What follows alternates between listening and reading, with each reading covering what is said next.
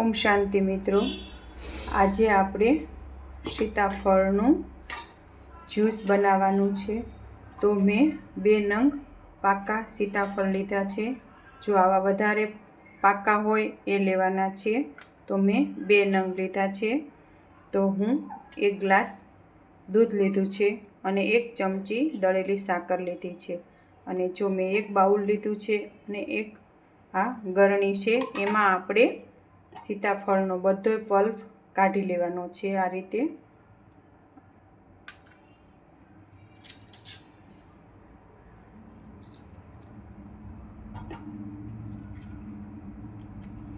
જો તમને પણ સીતાફળનું જ્યુસ ભાવતું હોય તો તમે પણ આ રીતે બનાવી શકો છો।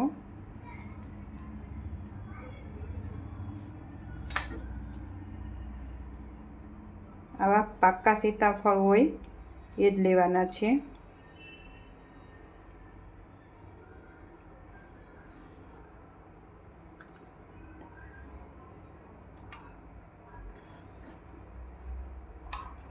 જો આ રીતે આપણે બધો પલ્પ એમાં કાઢી લેવાનો છે।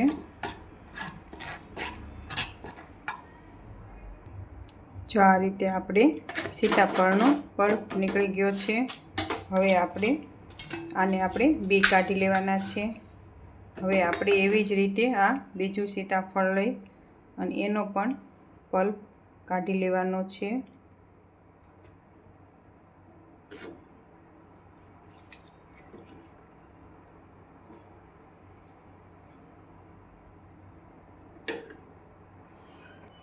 જો આ રીતે મેં બધા સીતાફળનો પલ્પ કાઢી લીધો છે।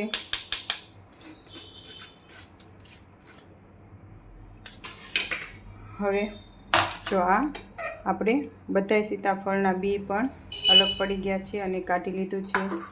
હવે આપણે એમાં જો આ તમે નાના બાળકો હોય એ સીતાફળ ન ખાઈ શકે તો તમે આવી રીતે પલ્પ કાઢીને ખવડાવી શકો છો। હવે આપણે આમાં દૂધ એડ કરીશું। જો આ મેં એમાં દૂધ એડ કર્યું છે અને હવે 1 ચમચી દળેલી સાકર છે એ એમાં આપણે એડ કરવાની છે।